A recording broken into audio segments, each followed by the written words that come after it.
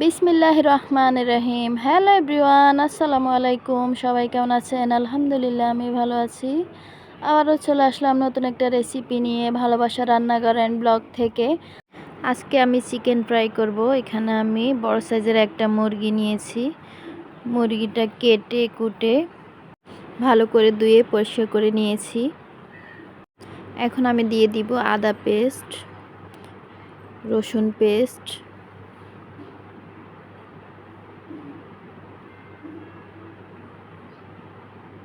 দিয়ে দিব পরিমাণ মতো লবণ,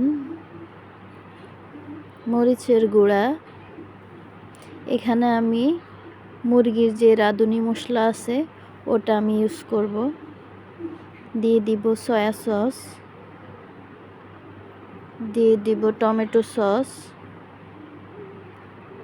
সবগুলা মিশ্রণ হাতের সাহায্যে আমি মিক্সড করে নিব। আমি ম্যারিনেট করে আধা ঘন্টা রেখে দিব। আপনারা চাইলে 1 ঘন্টাও রাখতে পারেন। আধা ঘন্টা পর চলে আসলাম সরাসরি চুলায়। একটা পাত্র বসিয়ে দিলাম, তেল দিয়ে দিলাম। তেলটা গরম হলে আমি এক এক করে চিকেনগুলো দিয়ে দিব। যদি আমার ভিডিওটা ভালো লেগে থাকে তাহলে একটা লাইক, কমেন্ট, শেয়ার করে দিবেন প্লিজ। আর যদি নতুন কোনো বন্ধু আমার ভিডিওটি দেখে থাকেন তাহলে ফলো দিয়ে পাশে থাকবেন প্লিজ। যদি ইউটিউব থেকে দেখে থাকেন তাহলে চ্যানেলটিকে সাবস্ক্রাইব করে রাখবেন। চিকেনগুলো তেলের মধ্যে দিয়ে ঢাকনা দিয়ে আমি 3-4 মিনিট ভেজে নিব। 3-4 মিনিট পর চলে আসছি। এখন আমি এক এক করে উল্টিয়ে দিব। অল্প আঁচে ভাজতে হবে, নয় কিন্তু উপর দিয়ে পুড়ে যাবে, ভিতরে কাঁচা থেকে যাবে। অল্প আঁচে ভাজতে হবে, সেদিকে আমাদের লক্ষ্য রাখতে হবে। এক এক করে চিকেনগুলা উল্টিয়ে আবারও ঢাকনা দিয়ে দিব।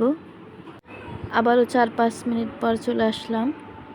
এই যে আমার চিকেনগুলো হয়ে গিয়েছে। এখন আমি এক এক করে উঠিয়ে নিব।